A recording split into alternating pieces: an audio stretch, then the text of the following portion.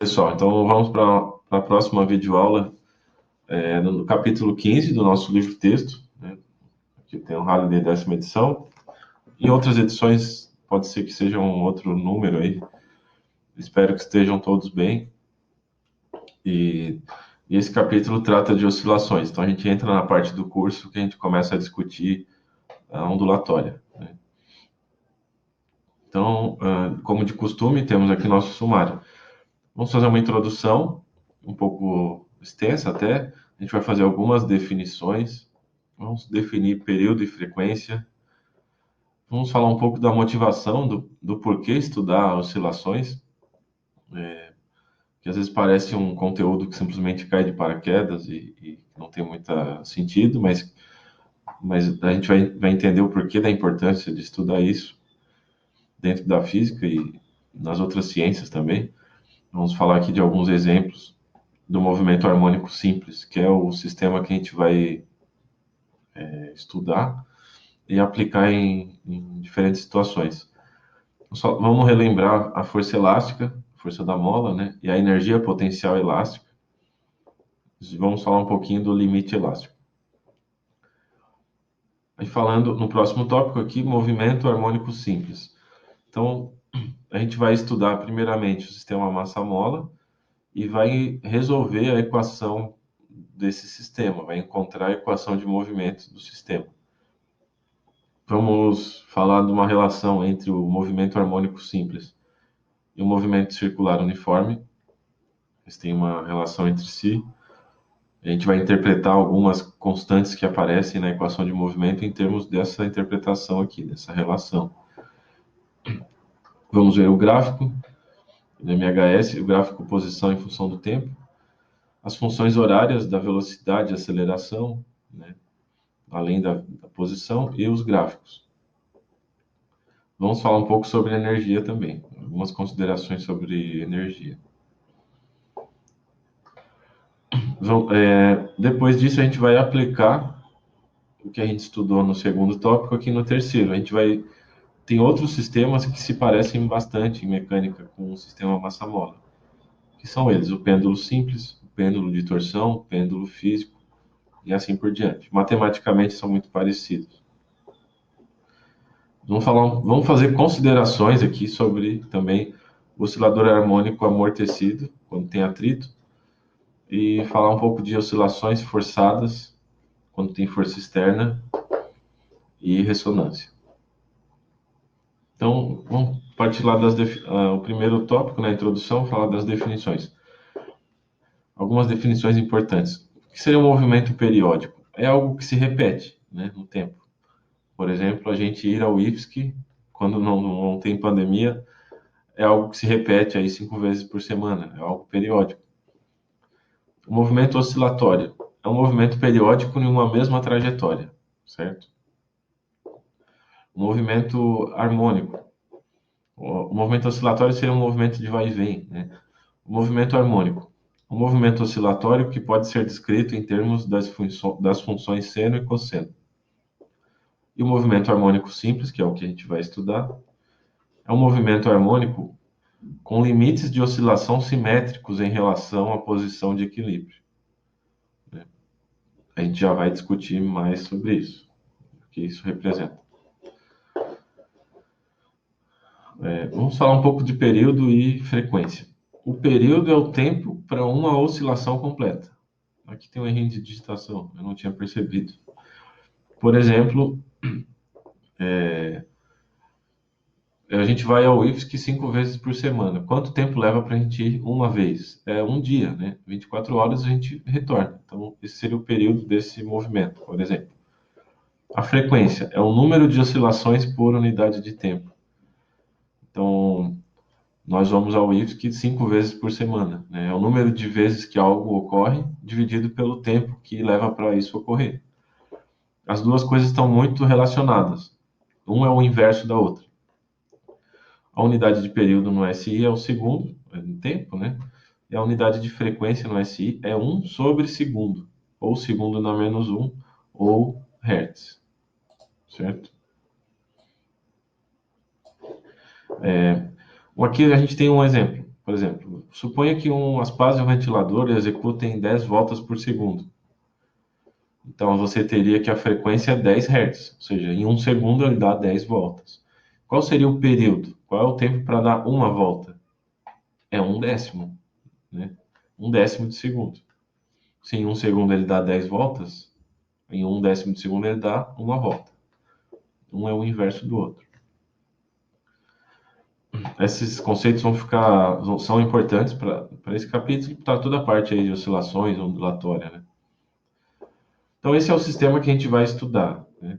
É o primeiro que a gente vai estudar e a gente vai dar uma atenção especial a ele. Então, suponha que um bloco de massa m preso a uma mola seja afastado da posição de equilíbrio, x igual a zero. Aqui seria a posição onde a mola não está nem esticada e nem comprimida, né? Nem distendida nem comprimida. Ela está relaxada ali. E tem um bloco preso a ela. Aí alguém vem, puxa o bloco até uma posição aqui, x igual a A.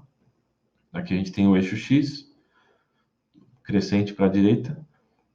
E o vetor posição seria de 0 até o A. E a pessoa solta aqui o bloco, ou seja, a velocidade inicial zero. Ele foi solto. Ele não empurra o bloco, ele só solta. Nessa situação aqui a força é máxima, né? Lembra da força da mola, né? F igual a kx. A força é máxima, a velocidade é mínima. A energia potencial elástica, que aqui é máxima, vai se convertendo em energia cinética. Quando ele passa na posição de equilíbrio, a energia potencial elástica é mínima, é zero. E a energia cinética é máxima. Ele passa da posição de equilíbrio. E a mola começa a empurrar ele de volta para a direita, mas o bloco ainda vai para a esquerda até atingir a posição menos A, ou seja, a mesma distância para o outro lado aqui. Aí aqui ele atinge momentaneamente o repouso, a mola empurra ele de volta e assim sucessivamente. Fica um movimento aqui de vai e vem, né? Então a gente diz que a lei de Hooke é F igual a kx. E por que às vezes tem menos, às vezes não tem?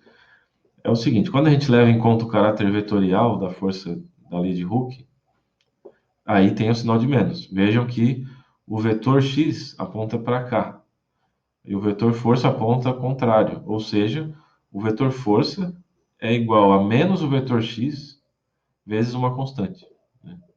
E essa constante tem a ver com a mola, com a dureza da mola, com a rigidez da mola.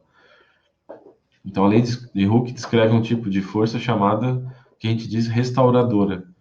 Ela é proporcional ao deslocamento, né? Quanto mais eu estico aqui, maior vai ser a força. E ela aponta na direção da posição de equilíbrio, né? Quando o bloco está para a direita, a força aponta para a esquerda. Quando o bloco está para a esquerda da posição de equilíbrio, a força aponta para a direita. Ele tenta restaurar a posição de equilíbrio. Mas se não houver atrito, ele vai ficar oscilando ali indefinidamente. Então a gente denomina esse movimento de movimento harmônico simples e o corpo oscilante de oscilador harmônico simples. A gente está supondo não haver atrito, obviamente. Aqui tem uma animação bem interessante. Ele mostra os vetores posição, velocidade e aceleração. É aquilo que a gente comentou. Nessa situação inicial, supondo que ele foi solto aqui, a velocidade é zero, a força é máxima, portanto a aceleração é máxima. E o x aqui também é máximo. Ao ser solto, aqui suponha que aqui é a posição de equilíbrio, né? Nesse segundo quadro aqui, passou.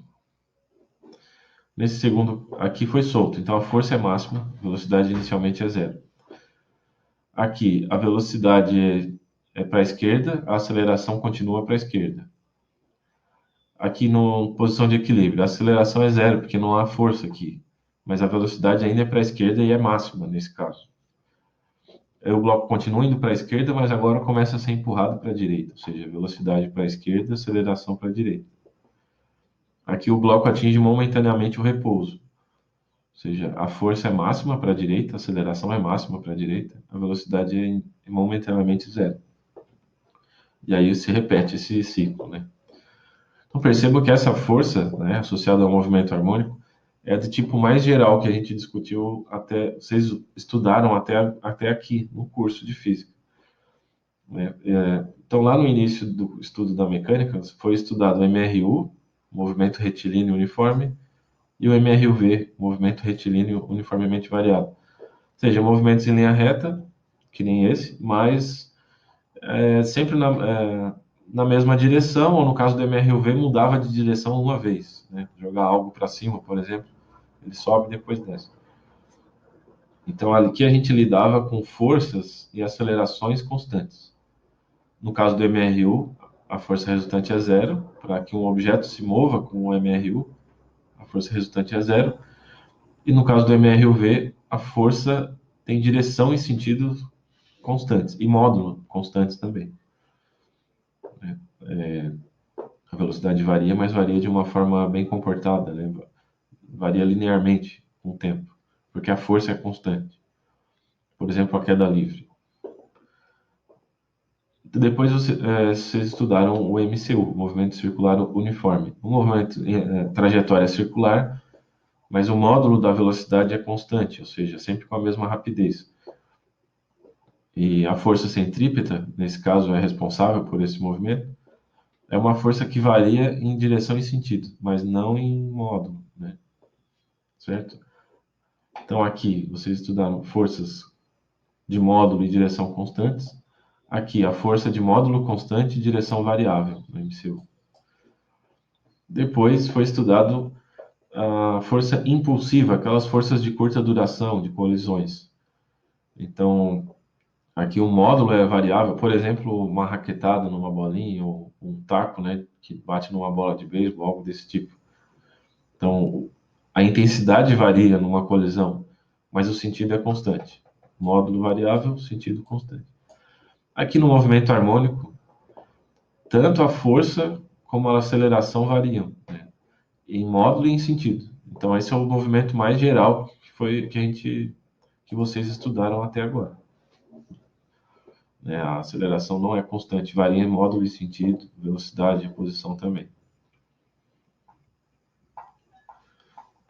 Então aqui novamente a animação ali que a gente estava representando esses vetores aí ao mesmo tempo, ao longo da trajetória. Falar um pouco da motivação, né? Por que a gente estava estudando um assunto e de repente entra oscilações e o sistema massa-mola? Por que se dá tanta importância para esse sistema na física? Claro que não é só para estudar o sistema massa-mola em si, né? Tem muitas aplicações disso, em física e em outras áreas de engenharia, etc. Então, aqui tem duas razões. A maioria dos problemas que envolvem vibrações mecânicas reduzem-se ao do oscilador harmônico simples, né? Ou a uma combinação de tais vibrações. Por exemplo, quando você quer estudar a vibração de uma estrutura complexa, tipo uma ponte, um prédio, algo assim, né? Os átomos e moléculas que constituem lá a rede cristalina do material que constitui esses objetos, eles vibram em torno de posições fixas também, como oscilador harmônico. E eles funcionam de modo integrado entre si, eles estão todos ligados, né?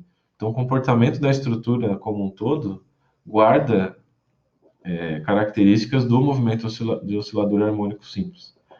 Então, você pode decompor uma oscilação complexa, tipo uma barra metálica de um prédio, sei lá, uma ponte, como uma combinação de oscilador harmônico simples, né? A segunda razão é que, além disso, a equação de movimento para o movimento harmônico simples ocorre em muitos problemas físicos de outras áreas, né? Por exemplo, acústica, ótica, mecânica, que a gente está estudando, circuitos elétricos, entre outros. A gente vai ver que o sistema massa-mola, e matematicamente, a equação que descreve esse movimento, ela é idêntica à equação do circuito LC, que tem um indutor e um capacitor, né? Uma bobina e um capacitor. A corrente elétrica oscila, né? E um circuito elétrico oscilante é o que gera ondas eletromagnéticas e é o que recebe ondas eletromagnéticas também. Então tem uma grande variedade de situações em que o estudo do que a gente está fazendo agora vai ser útil mais para frente. Então alguns exemplos aí: movimento de vai e vem de um pêndulo em um relógio, balançar de uma pessoa em um trampolim, uma corda de guitarra vibrando, na escala microscópica. Podemos citar a vibração dos átomos num cristal de quartzo, de um relógio de pulso, né? Um relógio de pulso, ele funciona, vocês já talvez tenham visto já um diapasão, que é tipo um, é tipo um garfo, assim, que emite uma nota musical bem definida, uma frequência bem definida. E no relógio de pulso tem uma coisa desse tipo bem pequenininho de quartzo, né? Você dá a corrente elétrica e ele vibra com uma frequência bem definida. É uma forma que o circuito ali do relógio usa para medir o tempo. Existem outros tipos de relógio mais sofisticados, mas esse usa esse princípio. Então, as vibrações das moléculas de ar, a propagação das ondas sonoras, assim por diante. A gente vai estudar ondas sonoras nos capítulos mais para frente aí. Então, oscilações eletromagnéticas, elétrons que se movem para frente e para trás em circuitos responsáveis pela transmissão e recepção de sinais de TV e rádio. Então, aqui é aquela revisão que a gente comentou da força elástica e da energia potencial elástica, coisas que vocês já estudaram na Física 1. Aqui a gente tem um gráfico da força em função do deslocamento. Ele é linear, né? A lei de Hooke. E aqui é uma reta para baixo, que a gente está levando em conta o sinal aqui. Se a gente considerar apenas o módulo, aí seria uma reta para cima, assim. Então aqui a força é máxima quando o deslocamento é máximo. No x máximo aqui, a força é máxima num sentido. Quando o x é máximo positivo, a força é máxima negativa, né?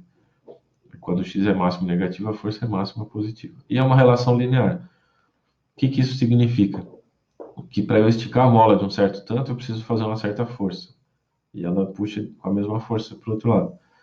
Para eu esticar o dobro do que eu estiquei no primeiro momento, eu vou ter que fazer uma força que é o dobro da primeira força. É uma relação, é uma proporção direta, né? E a energia potencial elástica, dado por meio de kx quadrado, trata da energia armazenada, né, na mola. No caso, quando ela está esticada ou comprimida.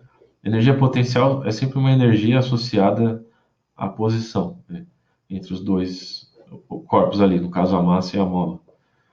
Então, elástica porque é da mola. Então, ela tem relação com o x. Quanto maior o x, maior a energia armazenada. Você comprime a mola, quando você soltar, essa energia se converte em energia cinética. E o K é a constante elástica da mola, né? Newton por metro é a unidade dele. Ou seja, quantos newtons eu preciso aplicar para esticar a mola de 1 metro. A gente vai falar um pouco do limite elástico, que é o trato do limite de validade para aquela expressão da lei de Hooke, né? Então, não só a mola, né? O que a gente estuda também a lei de Hooke? Porque isso se aplica a quase todos os materiais. Essa questão da força de deformação ser proporcional ao deslocamento. Justamente porque os átomos e moléculas se comportam como ligados por molas em algumas condições e o material como um todo funciona dessa forma também. Então aqui está a nossa lei de Hooke, mas ela tem um limite de validade, é isso que a gente vai discutir nessa figura. Aqui é um gráfico da força como função da distensão aqui, do alongamento, feito em uma barra de alumínio, né?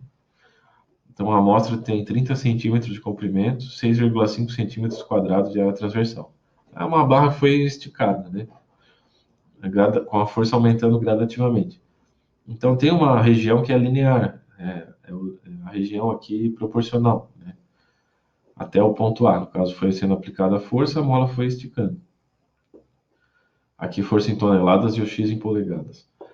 De A até B, você tem uma região não proporcional, tem uma curva aqui, né? Ou seja, quando chega num limite aqui, já não é mais válida a lei de Hooke, como a gente conhece.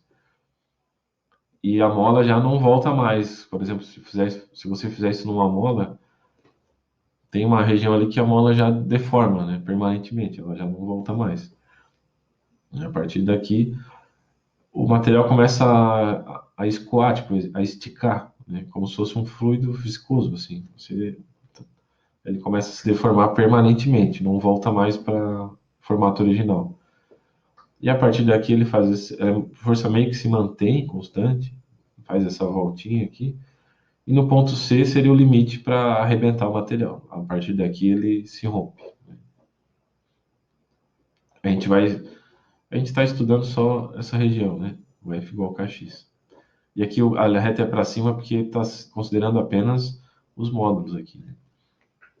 E é curioso porque às vezes não tem a setinha e aparece o sinal, mas isso é porque movimentos em uma dimensão tem livros que omitem o fato que eles estão trabalhando com vetores, mesmo sendo vetores, né? Aqui no caso é em módulo, não tem a setinha e a gente sabe que é em módulo por causa da reta para cima. Tem casos em que não tem a seta e tem o menos, porque movimentos em linha reta, numa mesma reta, né? Tem livros que omitem a setinha, porque se é numa mesma linha, para você diferenciar diferentes vetores, basta dizer que numa direção é mais, na outra é menos. É o que a gente faz lá em cinemática. Uma MRU, uma MRUV. Bom, agora chegou o momento que a gente vai encontrar a equação de movimento. Isso não foi feito na Física 1. Vocês sabiam da força elástica, da energia potencial elástica, mas vocês não têm uma função horária para a massa acoplada ali no sistema massa-móvel. É isso que a gente vai fazer agora. A gente vai encontrar essa solução. E sempre que a gente quer saber como algo se move, a gente parte da segunda lei de Newton, né? Então, a força, aqui no caso, são vetores, embora não tenha colocado a seta. Então, a força, supondo aqui, supondo um x para lá, como a gente fez antes, a força é para cá, né? Então, a força é menos kx, é a massa, e a aceleração é a derivada segunda da posição em função do tempo. A aceleração é a derivada da velocidade em função do tempo, né? E a velocidade é a derivada da posição. Então, a aceleração é a derivada segunda da posição em função do tempo. Rearranjando essa equação, a gente fica com isso aqui embaixo. Passando esse termo para o outro lado, dividindo a equação por m, você fica com a derivada segunda da posição em função do tempo, mais k sobre m vezes a posição é igual a zero.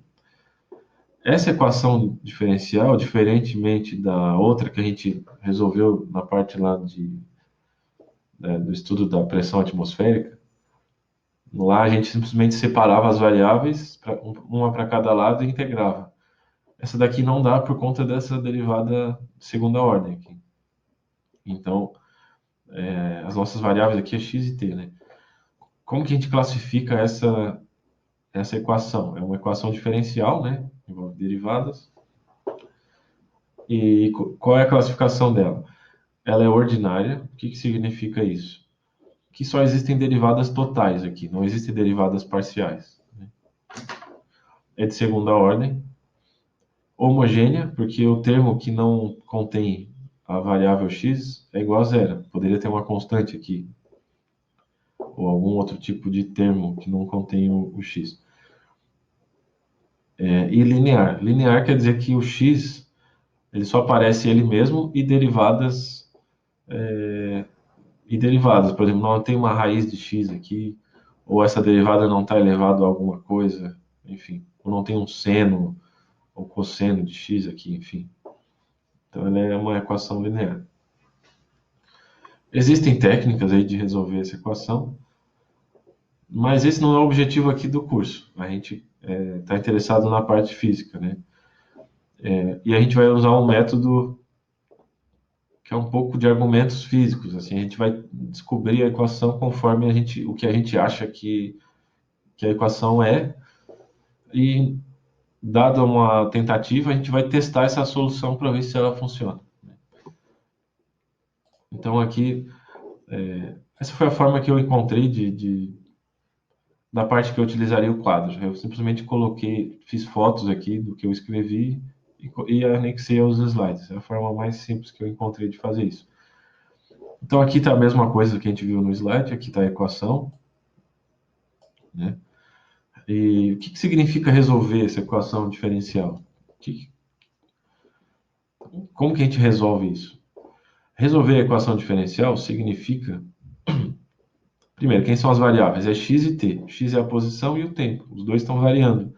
A massa e o K da mola são constantes.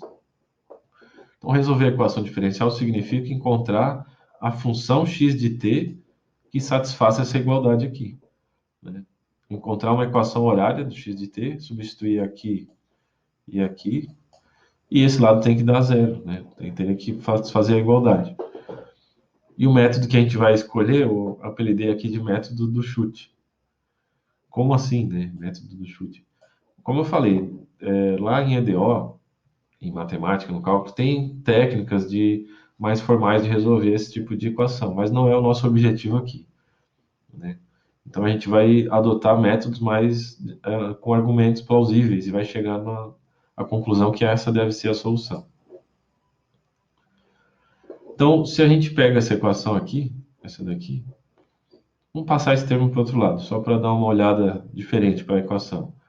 A gente tem que a derivada segunda de x em relação ao tempo é igual a menos k sobre m vezes x. Então a gente tem essa pergunta aqui, né? Qual é a função x que é igual à derivada segunda dela a menos de constantes, né? A menos dessas constantes aqui.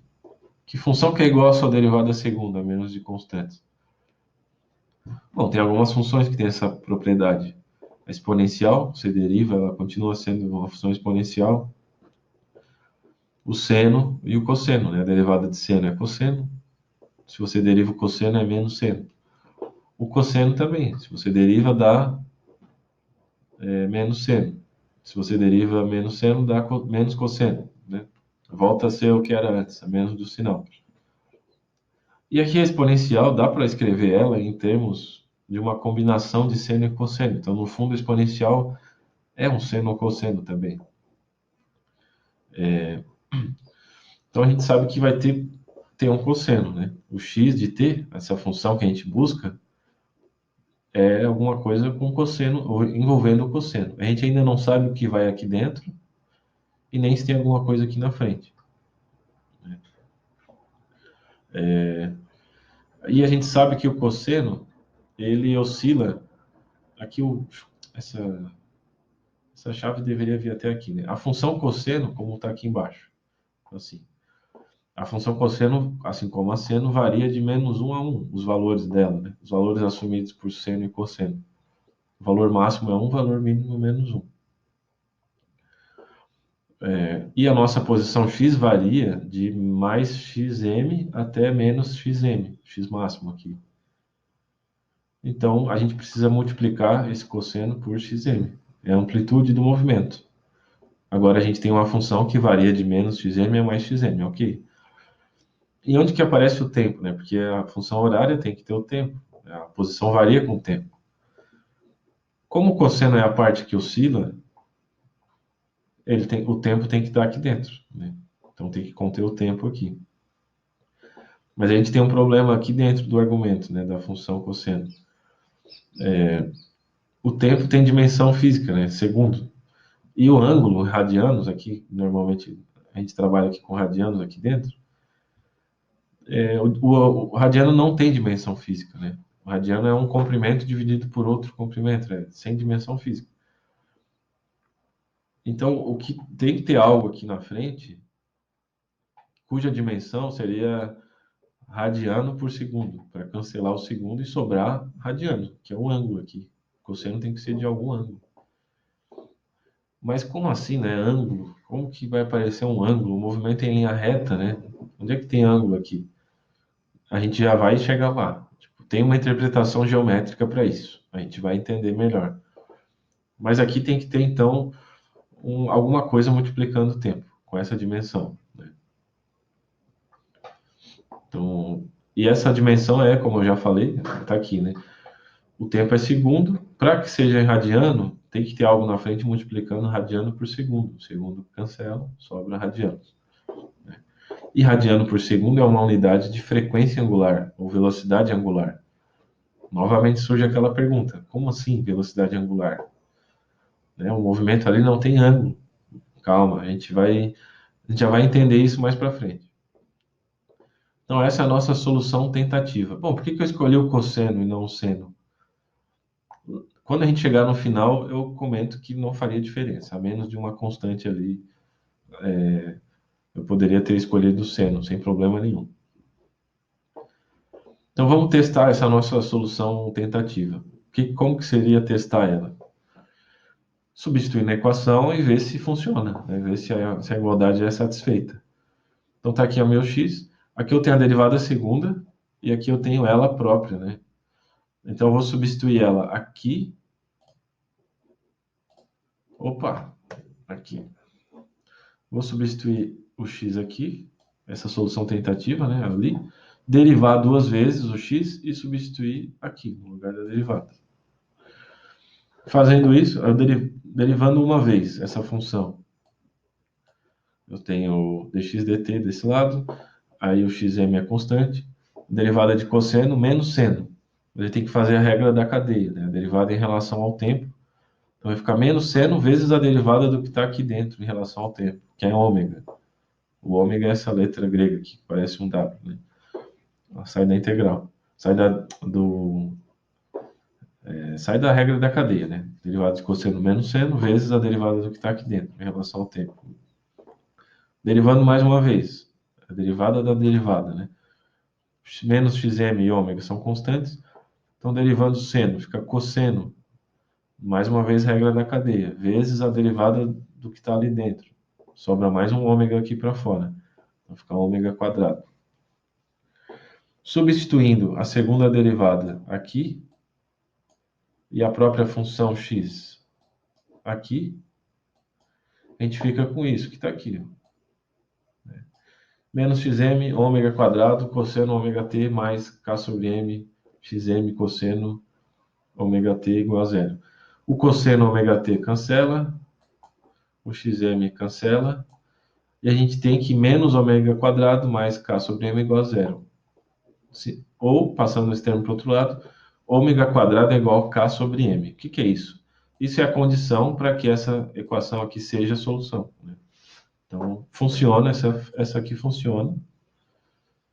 E o ômega tem a ver com o k e o m, a constante elástica e a massa. A gente já vai discutir uma interpretação física para esse ômega.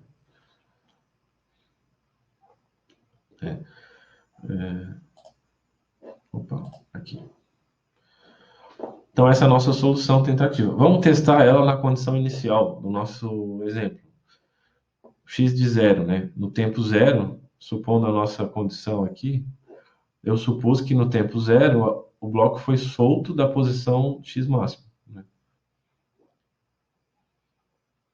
Então, x de zero fica xm cosseno, o tempo sendo zero, né? Ômega vezes zero é zero, e o cosseno de zero é 1. Então, a posição no tempo zero é xm. Funcionou, certo? Só que a gente tem uma questão. Essa solução aqui, ela... Opa, aqui. Essa solução, ela só é válida para a condição inicial que a gente supôs, né? Para o bloco na posição de amplitude máxima inicialmente. Como que eu faço para descrever qualquer MHS, para qualquer condição inicial? A gente precisa incluir uma constante de fase aqui dentro do argumento da função cosseno, né? Então, se quisermos uma equação geral, ou seja, para obter outros valores de posição inicial, quaisquer, entre os limites ali da oscilação, precisamos adicionar uma constante de fase φ. Φ é essa bolinha com um tracinho ali. Essa constante de fase. A gente também vai discutir, tipo assim, poxa, tá mais um ângulo aqui. A gente também vai discutir o significado físico disso, né? Mas, a princípio, a gente entende já a necessidade, porque agora, para o x de zero, o tempo é zero, isso aqui, o ômega vezes zero é zero, mas fica um φ. Então, nessa situação, agora eu consigo descrever um MHS para qualquer condição inicial, basta escolhendo o φ de forma apropriada, né? O que esse ângulo tem a ver com o movimento MHS em particular que a gente estuda, a gente vai ver daqui a pouco. Então aqui, x e t são as variáveis, né? A posição e o tempo. O ômega é uma constante que depende das características do sistema, né? A massa e a mola. O x máximo e φ são constantes, né? O x máximo é a amplitude e o φ é uma constante. São constantes a serem determinadas pelas condições iniciais. Que nem lá no MRUV a gente tinha o x0 e o v0, né? Aqui a gente tem o xm e o φ. Isso aqui é a equação horária da massa ali no sistema massa-mola. Então agora vamos discutir um pouco, vamos começar a discutir o significado físico da frequência angular ômega e da constante de fase φ. Bom, como é um movimento periódico, a gente tem que a posição num certo instante t, ela vai ser a mesma depois que passa um tempo igual ao período, né? Um tempo t mais t maiúsculo. Então vamos usar essa condição. Aqui a posição num certo tempo t, xm cosseno ômega t, igual xm cosseno, e aqui eu abro parênteses, ômega seria t mais t maiúsculo, o período, né? O tempo mais o tempo de um período, as posições são iguais, que o movimento é periódico, e o período é o tempo para voltar na mesma posição, na mesma situação. O ômega entrando aqui, multiplicando, aqui dentro, assim, né? Fica ômega t mais ômega t maiúsculo. E qual é a condição para um cosseno, né? Aqui você tem um cosseno de, vou chamar isso aqui de A, cosseno de A, e aqui é um cosseno de A mais alguma coisa, eles têm o mesmo valor. O que tem que ser essa coisa para o valor do cosseno se repetir? 2π, né? Aqui, por exemplo, o cosseno de zero, aqui a gente tem um círculo trigonométrico. O raio é 1, o raio aqui é 1, e o cosseno varia de menos 1 a 1. O ângulo zero seria essa linha aqui. O cosseno é a projeção horizontal, então o cosseno de zero é 1, né? E o cosseno de 2π é uma volta completa, medida em radianos, né? É o mesmo cosseno, né? Ou para um ângulo qualquer aqui, né? Aqui no caso a gente tem a θ. Cosseno de θ, ele vai ser o mesmo, aqui o cosseno desse θ seria essa projeção aqui, seria esse valor aqui. Está entre 0 e 1, né? Seria menor que 1 aqui no caso. E o cosseno de θ mais 2π, se eu der 2π, vai voltar ali, né? Eu estou na mesma posição, o cosseno é o mesmo. Então, esse ômega t maiúsculo é igual a 2π. E o período é igual a 2π sobre ômega. E o ômega a gente sabe que é raiz de k sobre m. O ômega quadrado era k sobre m, né? A gente viu isso num slide anterior. Aqui, o ômega quadrado é k sobre m. Então, o ômega é raiz de k sobre m. Substituindo aqui embaixo, a gente fica com que o período do sistema massa-mola, o tempo para uma oscilação completa, é 2π raiz de m sobre k. E aqui normalmente eu faço uma demonstração com a massa e com a mola mesmo. Eu coloco a massa, eu coloco oscilar, dá um certo tempo. Depois eu coloco uma massa que é o dobro aqui. O tempo aumenta, mas o tempo não é o dobro, porque a relação entre as duas não é uma proporção direta, né? Tem uma raiz aqui. Mas se aumenta a massa, aumenta o tempo para uma oscilação. Isso faz sentido, porque você aumenta a inércia do sistema, né? E a constante da mola é uma relação inversa aqui, né? Quanto mais rígida é a mola, menor é o tempo para uma oscilação. Quanto mais rígida, mais rápido ela vibra. Então aqui os slides têm um pouco disso que a gente discutiu agora, só que de maneira mais sucinta, como eu faria em aula, né? Essa parte aqui eu faria no quadro, né? Então aqui é basicamente as mesmas coisas aí que a gente acabou de discutir. E aqui tem a equação identificando todas as partes dela, né? X de t, a posição no instante t. Aqui o t é o tempo, né? Essas duas são as variáveis. Xm é o x máximo, amplitude. Tem livro que usa aqui uma letra A para amplitude, enfim. Aqui a frequência angular, a gente ainda vai discutir mais sobre ela, o significado disso. A gente sabe já que tem a ver com o período, né, com a frequência.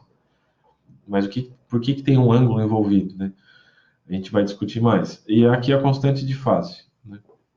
O xm e a constante de fase tem a ver com as condições iniciais. Então, agora é o momento que a gente vai dar um significado, né, geométrico para a frequência angular ômega. Então, a gente tem uma relação muito próxima entre o MHS, esse movimento aqui embaixo, e o movimento circular uniforme, né, que tem a mesma frequência. Aqui o movimento circular uniforme, a bolinha verde está girando, né, e tem o mesmo período que essa massa aqui do sistema massa-mola. Percebam que o MHS é uma projeção do MCU, né? Certo? Então é como se fosse a sombra. Aqui nessa figura tem bem essa situação. Aqui uma bolinha executando o MCU. E se você projeta a sombra desse movimento, a sombra é um MHS. Então, para a gente entender a velocidade angular, né, seria a velocidade angular de um espaço que a gente chama de espaço de fase, né? A velocidade angular do MHS está relacionada a um MCU correspondente, né, nesse outro espaço.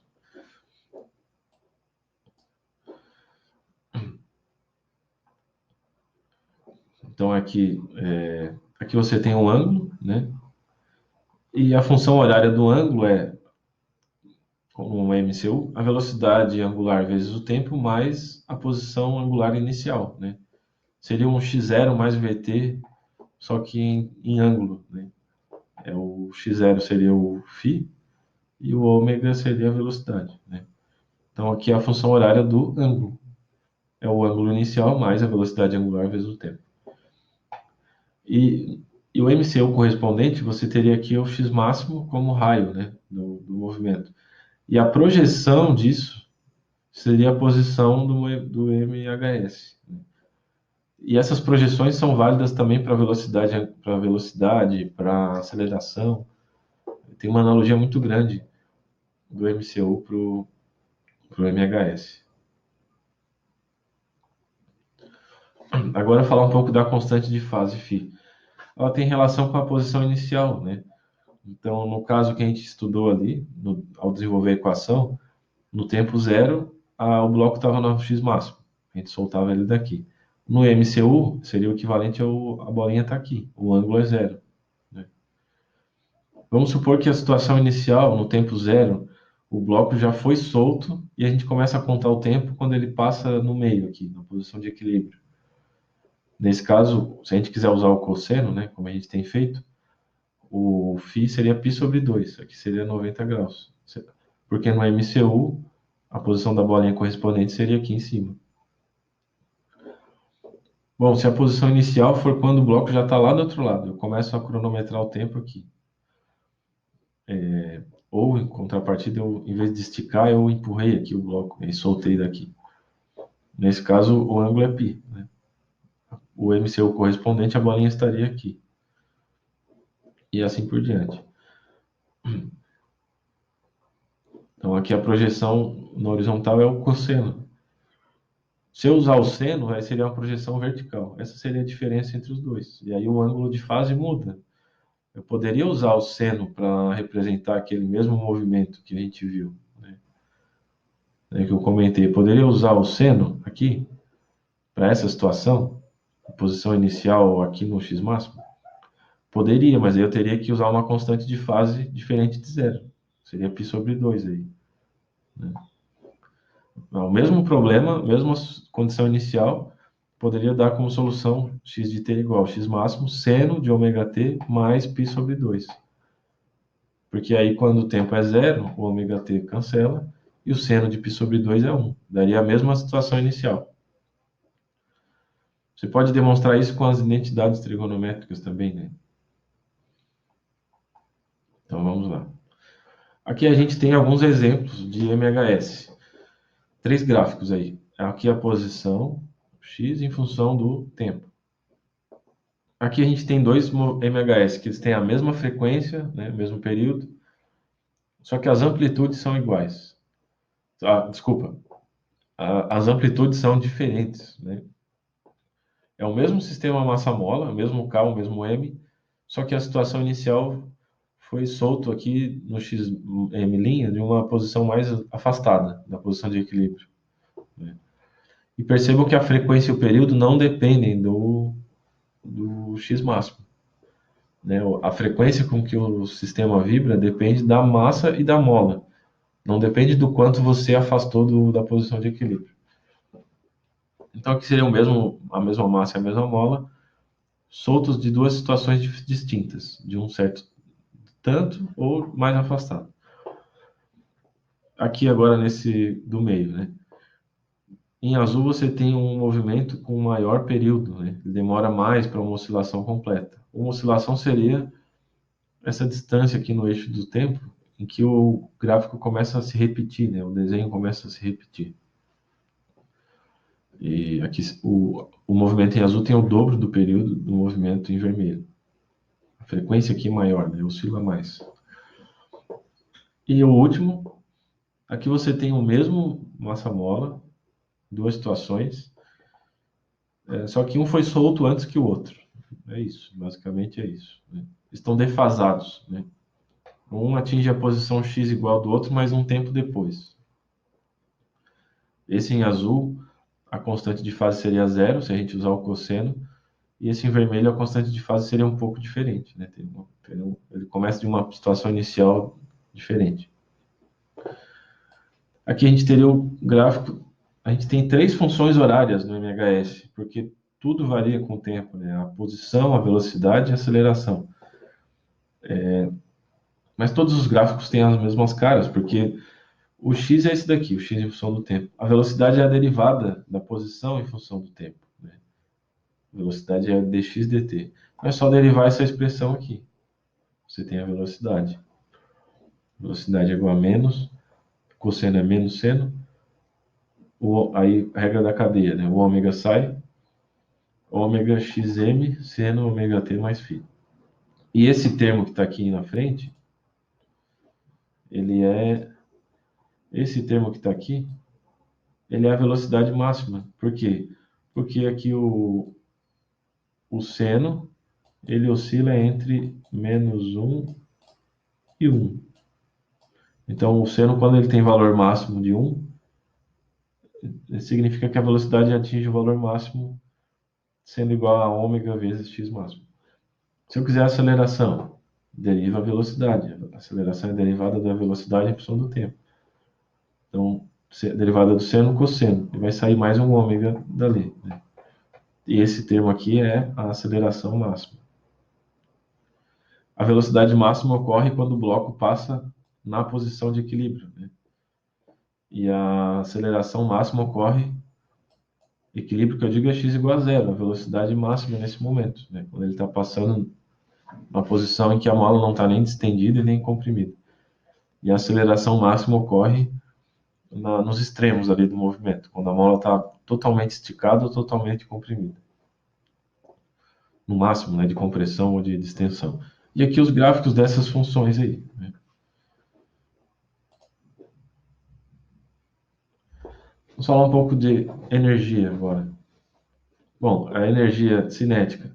Não confundam o K de energia cinética com o K da mola. Tá? Então, aqui eu estou usando o K maiúsculo para energia cinética e o K minúsculo para constante elástica. Muito importante não confundir as duas coisas. Então, a energia mecânica é energia cinética mais energia potencial. A energia cinética é meio de mv quadrado. A energia potencial é meio de kx quadrado. Somando as duas, dá para mostrar, né? Se você coloca o x aqui, né? Eleva isso aqui ao quadrado, vai ficar x máximo quadrado, cosseno quadrado, substitui aqui. E o v deriva o x, né? É isso daqui, coloca aqui, eleva ao quadrado. E tem umas relações aí do ômega com m. Você pode chegar nessa expressão aqui, pode demonstrar isso. Que a energia mecânica total é meio de K x máximo ao quadrado. Faz sentido, né? A energia mecânica, que é constante, no caso de não ter atrito, ela é igual à energia potencial inicial. Quando a gente, por exemplo, na situação em que a gente estica o bloco até um x máximo e solta, né? Quando a gente estica na posição máxima e solta, no instante inicial só há energia potencial, né? Não energia cinética.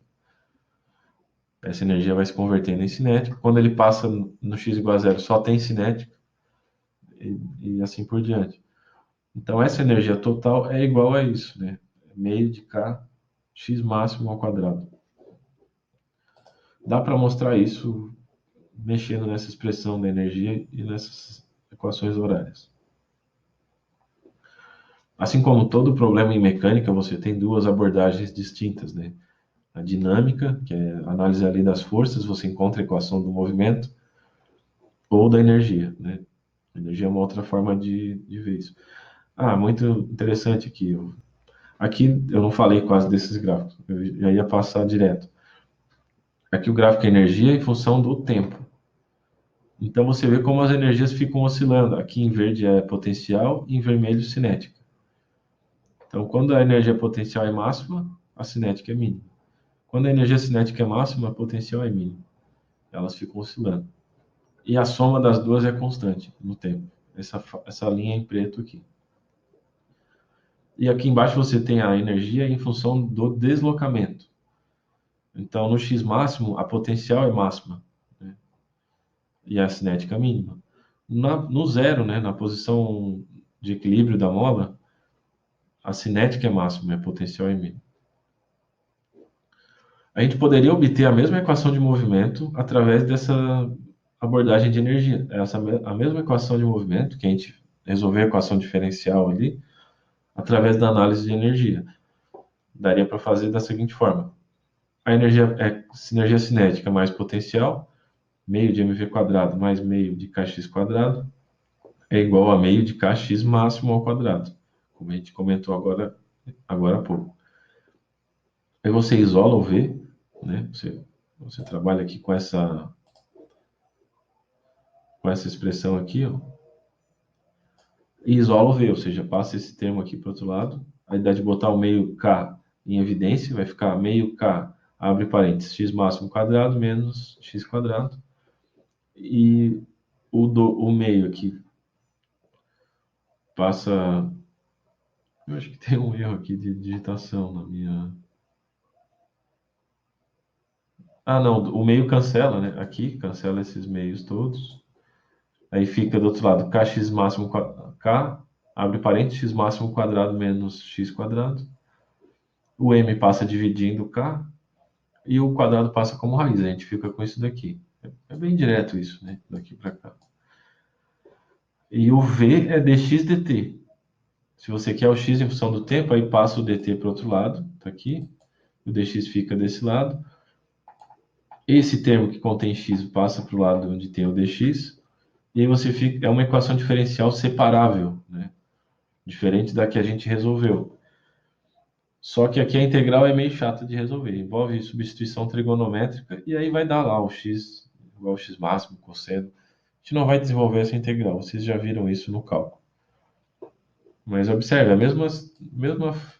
gente obtém a mesma equação. Cai numa equação diferencial separável. Só que a integral é um pouquinho chata de resolver. Mas o que importa aqui é ficar em mente que as duas abordagens são igualmente válidas, tanto a dinâmica quanto a de energia. Bom, vamos fazer o exemplo 1. A mola horizontal da figura distende-se 7,5 centímetros em relação à posição de equilíbrio quando atua nela uma força de 3 newtons. Um corpo de 0,70 kg é preso então à extremidade da mola e afastado 10 centímetros da posição de equilíbrio, ao longo de uma mesa horizontal lisa. Largando-se o corpo, ele executará um movimento harmônico simples. Então tem duas situações aqui, né? Primeiro, alguém vem e distende a mola 7,5 centímetros, fazendo uma força de 3 newtons. Alguém vem e puxa a mola. Depois acopla uma massa na mola, com essa massa aqui, e alguém vem e puxa de 10 centímetros e solta. São duas situações. Aqui o exercício pede uma série de coisas. Então, letra A, qual é a constante elástica da mola? Letra B, qual é a força exercida pela mola sobre o corpo exatamente antes de ser largado? Letra C, qual é o período de oscilação do corpo? Letra D, qual é a amplitude do movimento? 10 centímetros, esse daqui não precisa conta, né? A amplitude é da onde foi solto, 10 centímetros. A menos que o cara afastasse 10 centímetros e empurrasse Daí a amplitude seria mais do que isso, seria diferente. Mas aqui foi dado, né? Então, qual é a velocidade máxima do corpo vibrante? Qual a aceleração máxima? Letra G. Determine a equação horária da posição para esse movimento. Letra H. Calcular a velocidade, a aceleração e as energias potencial e cinética do corpo quando ele se move de sua posição inicial até metade da distância desta posição à posição de equilíbrio. Ou seja, no meio do caminho entre a posição mais esticada da mola e a posição de equilíbrio da mola, relaxada da mola. No meio do caminho, ali, seria 5 centímetros. Né? Letra I. Qual a energia total do sistema? Então vamos lá. Letra A. Qual a constante elástica? Está aqui a situação inicial. A mola aqui relaxada.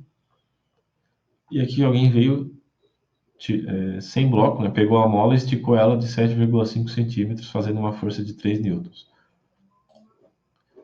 Essa força de 3 newtons é igual à força que a mola faz na direção contrária. Né? É só aplicar aqui o nosso lei de Hooke.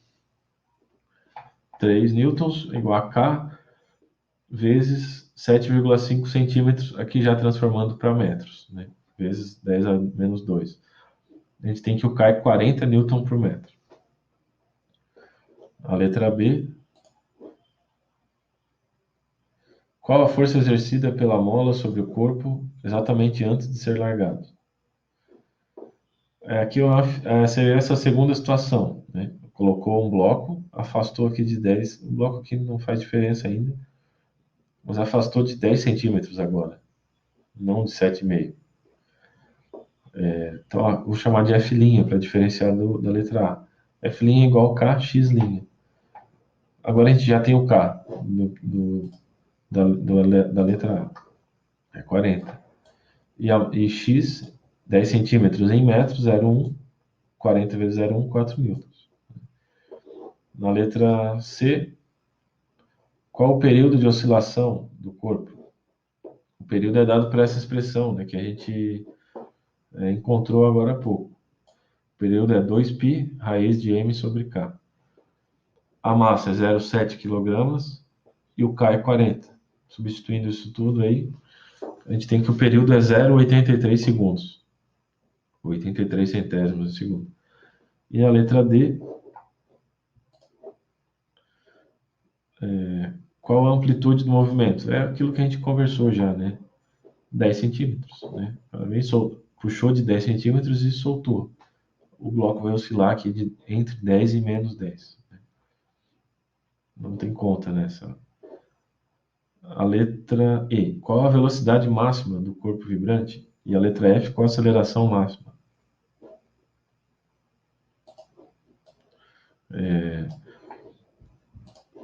A velocidade máxima ocorre... a gente viu aqui a expressão da função horária da posição. Derivando isso, a gente tem a função horária da velocidade. E viu que esse termo aqui era a velocidade máxima. Então, pegando ele, substituindo, xm ômega, né? E o ômega é 2π sobre o período, a gente viu isso.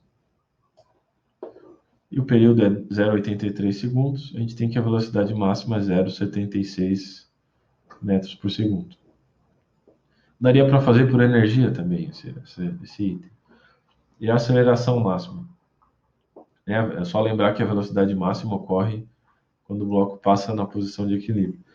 Aqui na letra F, a aceleração máxima. Agora a gente já tem a função da velocidade, que é essa daqui. Está aqui. Para achar a aceleração, deriva a velocidade. Então, derivada da velocidade em função do tempo, a gente tem isso aqui. Xm é ômega quadrado, né? Sai um ômega na derivada, e a derivada de seno é cosseno. A aceleração máxima é esse termo que está aqui. Xm ômega quadrado. E a gente tem que... Aí quem que é ômega? É 2π sobre t. Como está ao quadrado, fica 4π quadrado sobre t quadrado. Substituindo os valores, a aceleração máxima é 5,7 metros por segundo ao quadrado. Vamos ver aqui a letra G. Determine a equação horária da posição para esse movimento. Vocês conseguem imaginar qual é a constante de fase desse movimento? É a mesma situação que a gente discutiu antes, né, ao desenvolver a equação. Então, a gente pode usar o cosseno e a constante de fase seria zero. Dá para mostrar isso, né? Aqui é a nossa solução genérica, né, para qualquer MHS, mas ele quer a equação para esse MHS particular. Então, o x máximo é 0,1 metro, né, 10 centímetros. O ômega, a gente tem, são uma constante que a gente tem que determinar também, é 2π sobre t, 7,6 radianos por segundo. Então, a gente fica com isso daqui, ó. E o φ tem a ver com a condição inicial, né? A gente já falei agora que é zero, φ, mas como que a gente poderia fazer isso matematicamente? Substituindo a condição inicial. X de 0 é igual a 0,1, né? Tá aqui. X de 0 é igual a 0,1. Ou substituindo nessa equação, x de 0, 0 aqui fica cosseno de 7,6 vezes 0, que é 0. Fica só o cosseno do φ, né? Então, x de 0, substituindo o 0 aqui, né? Você sobra só o cosseno de φ. E 0,1 cancela aqui com 0,1, sobra 1 aqui, ou você pode pensar que o 0,1 passou dividindo, né? Fica 1 desse lado direito, e cosseno de φ é igual a 1. Qual é o... Aí, para encontrar o ângulo, né? Que é o que a gente quer para botar aqui. O cosseno passa para o outro lado como arco cosseno, a função inversa do cosseno. Na prática, a gente pergunta o seguinte: qual é o ângulo cujo cosseno é 1? É 0, 2π. A gente discutiu isso agora há pouco também. Então, o 0 é a primeira solução aqui, a mais simples, né? A gente fica com a equação horária aqui do movimento. 0,1 vezes cosseno de 7,6 vezes o tempo. Vamos para a letra H.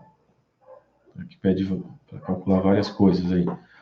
Velocidade, aceleração, energia potencial e cinética do corpo na posição a meio caminho entre a amplitude máxima e a posição zero, né? Seria a posição 5 centímetros.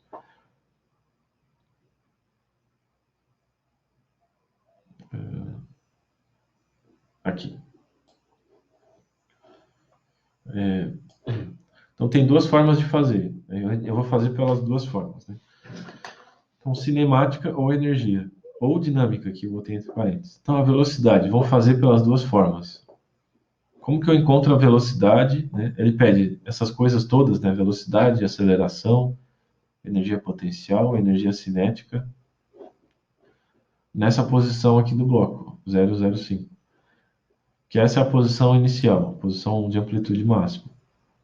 Ele pede esses valores no meio do caminho, entre essa posição e o zero, né?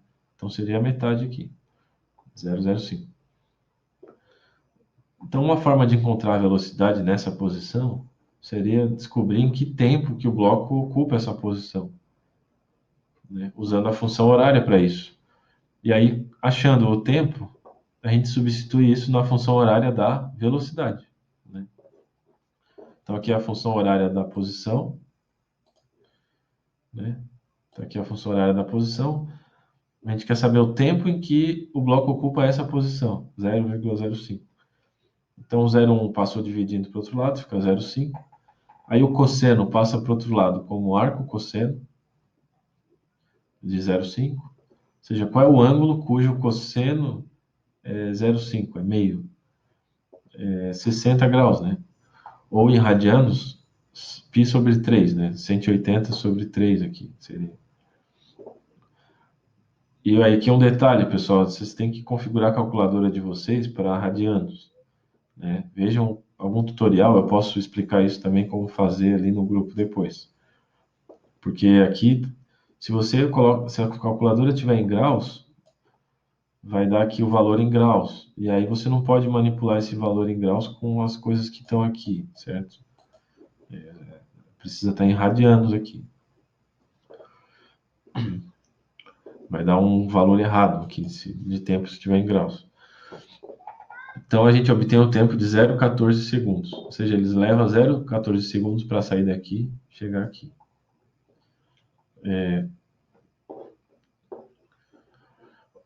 Agora, a velocidade, né, que é o que ele está pedindo. Eu pego a equação horária da velocidade, eu derivo a função horária da posição para encontrar a velocidade e substituo o tempo aqui, né? Aqui eu botei 0,138, porque aqui eu arredondei o 0,14. Mas podia ser o 0,14 mesmo. Aí dá menos 0,66 metros por segundo.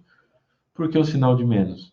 Porque o x é para lá e a velocidade é para cá. Então, a velocidade é negativa por isso. Resolvendo com a energia, né? No método da energia. Basta a gente igualar a energia nesse ponto aqui e desse ponto aqui. Chamar isso aqui de inicial e isso aqui de final. Então, energia inicial, 1 meio de kx máximo ao quadrado, igual a energia aqui. Aqui você tem um pouco de potencial e um pouco de cinética. Então, é meio de kx quadrado mais 1 meio de v quadrado. Esse termo aqui passa para o outro lado. Fica... O meio cancela primeiro, né? Os três termos aí. E aí passa esse termo aqui para o outro lado. O k fica em evidência. Abre parênteses, xm quadrado menos x quadrado igual a mv quadrado.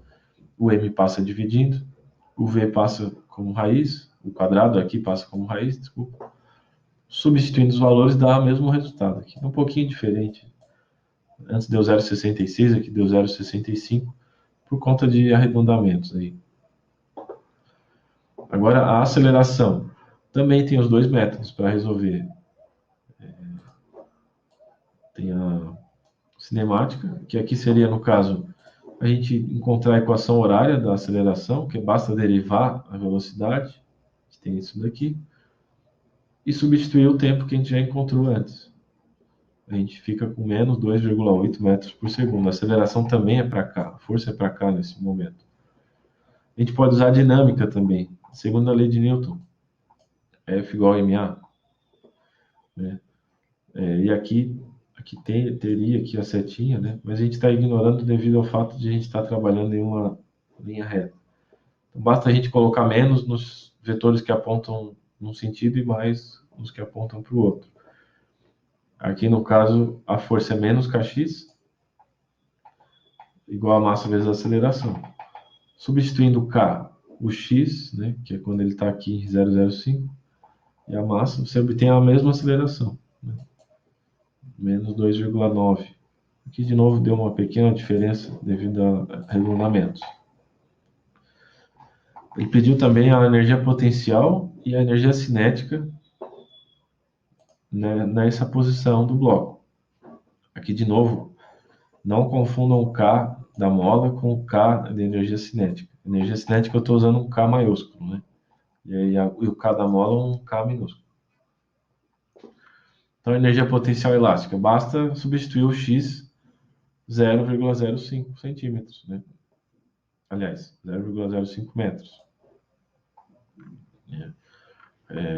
Aqui já está em metros. E a energia vai dar em joules. Substituindo tudo, 0,05 joules. A energia cinética. Basta a gente colocar a velocidade que a gente encontrou antes, ali de 0,65. E a gente obtém 0,15 joules. Então, 0,2 joules, 0,20 joules, né? O 0,2 joules é a energia total do sistema. Que é o que ele pede, né? A energia total do sistema, na letra I. É simplesmente a soma das duas energias ali para um mesmo instante de tempo. Tem outra forma de fazer essa energia total. Né? No caso aqui, a gente está pegando a energia nesse tempo, né? Quando ele está aqui. Que a energia cinética é 0,15 e a potencial 0,05, a soma da 0,20. Mas a energia se conserva, então eu posso usar qualquer instante de tempo. Posso usar o tempo inicial aqui. E aí usar que a energia aqui só tem potencial, né? Nesse ponto aqui. Meio de kx máximo quadrado. X máximo quadrado é 0,1. E você tem 0,20 joules da mesma forma. Certo? Então tá aqui as respostas. Tentem fazer isso sozinhos. Se tiverem dúvidas, consultem a resolução. O exemplo 2, para a gente fechar essa primeira parte do capítulo de oscilações. Eu comentei desse exemplo quando a gente estava estudando gravitação, que a gente faria esse exemplo aqui. Suponha que pudéssemos cavar um túnel diametral através da Terra, como mostra a figura abaixo. Não tentem fazer isso. Letra A. Mostre que uma partícula que fosse atirada dentro do túnel executaria um movimento harmônico simples. Ou seja, soltar aqui um objeto, ele ia ficar oscilando. E da mesma forma que um sistema massa-mola. Despreze todas as forças de atrito e suponha que a Terra tenha densidade uniforme. Letra B. Se enviássemos correspondência através deste duto, quanto tempo se passaria entre a postagem em um dos extremos e a entrega do outro lado? Esse exercício parece mais difícil que o anterior, mas na verdade ele é mais fácil, ele é mais rápido de fazer. A gente tem o seguinte. A gente tem aqui a mesma situação, né? Está desenhado aqui, o objeto está numa certa posição, objeto de massa mzinho, ele está a uma distância r aqui do centro. Eu defini um eixo r aqui para fora, assim. Ele está a uma posição r aqui do centro. O r varia com o tempo, né? Porque o objeto está caindo, o r está mudando. Aqui o Rzão é o raio da Terra, o Mzão é a massa da Terra, e o Mzão linha é a massa dessa parte interna aqui. Lembrem do teorema das cascas, né? Apenas essa porção de terra, de fato, atrai a partícula, né? Nessa posição. A casca que está para fora, a força resultante devido a essa casca aqui que está para fora é zero, né? E aí a gente precisa escrever o M' em termos do M e do R, porque o M' não foi dado, né? A gente que está inventando. Então vamos lá. Sempre que a gente quer saber como algo se move, a gente usa a segunda lei de Newton. Aqui teria a setinha que eu estou omitindo. Então a força. A força seria Gzão, Mzão linha, Mzinho, sobre R ao quadrado, a força gravitacional. Por que o menos? Porque o R é para lá, aqui, né? O R é para lá e a força é para cá. Né? Eu defini que as coisas que apontam na direção R são positivas e na direção oposta negativa. M e aceleração é a derivada segunda da posição em relação ao tempo. É a derivada segunda de R em relação ao tempo. O A é dv dt e o V é dx dt. Então você tem duas vezes a derivada ali em função do tempo. Passando esse termo aqui para o outro lado, você fica com isso. E quem que é M' em termos do M e do R? A gente tem que considerar isso. A densidade da Terra uniforme, foi dado isso, né?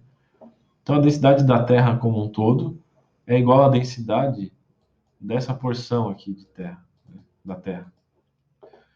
Então, como que a gente calcula a densidade? É a massa sobre o volume. Então, a massa da Terra sobre o volume da Terra, e o volume de uma esfera é 4/3 de π r ao cubo, é igual à massa dessa porção aqui dividido por esse volume. 4/3 de π rzinho ao cubo. O 4/3 de π cancela, e o M', então, é m vezes rzinho ao cubo sobre rzão ao cubo. E aí a gente substitui isso aqui, né? A gente fica com Gzão, Mzão sobre Rzão ao cubo vezes R. Repare que a gente tem uma equação idêntica aqui da massa molar. É a derivada segunda da posição em relação ao tempo, mais uma constante que multiplica a posição. É uma força restauradora também.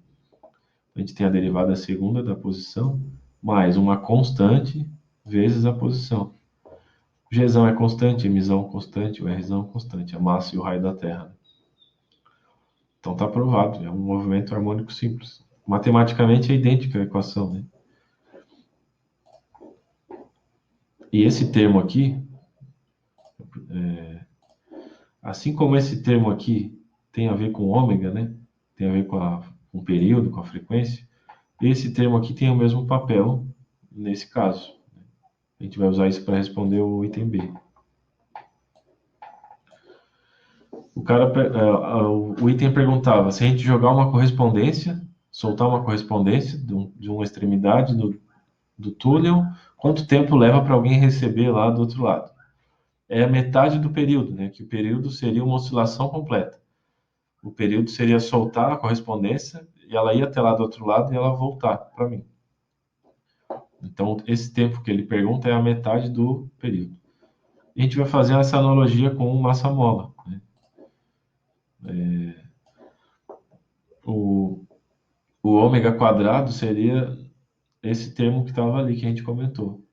E o ômega, então, seria raiz de Gzão Mzão sobre Rzão ao cubo. E o ômega, por sua vez, é 2π sobre o período. E o período, portanto, é 2π sobre raiz de Rzão ao cubo sobre Gzão Mzão. Aqui a raiz passou para o outro lado e aqui inverteu, né? O numerador e o denominador. Você pode lembrar dessa propriedade da raiz aqui. A raiz de A sobre B é igual a raiz de A sobre raiz de B. Tipo, separar o numerador e o denominador e passar eles para o outro lado. Substituindo os valores ali, raio da Terra, constante gravitacional, a massa da Terra, a gente tem esse valor aqui que dá em segundos, né? Como está tudo no SI, o tempo vai dar na unidade de tempo do SI, que é segundos. 5.058 segundos. Transformando para minutos, fica 84,4 minutos. Pessoal, para essa primeira parte, então, era isso, né? Aqui tem a animaçãozinha aqui, né? O cara está no elevador ali oscilando. E na letra A faltou dar a função horária, né? Seria isso que está aqui, né? Seria igual do massa-mola. Só que no lugar do x a gente usa um R. E a amplitude seria o Rzão, seria o raio da Terra. E a constante de fase é zero. E o ômega é dado por essa expressão aqui. Então é isso, pessoal. Bom final de semana aí. E para essa primeira parte foi isso. Na aula que vem, na segunda parte da aula, a gente vai falar de outros sistemas oscilantes, né? O pêndulo simples, o pêndulo de torção. Vamos relembrar o experimento do Cavendish. De novo, falar um pouco da gravitação, como que ele fez. Pêndulo físico. E é isso. Mas acho que com mais uma parte a gente encerra esse conteúdo. Até mais.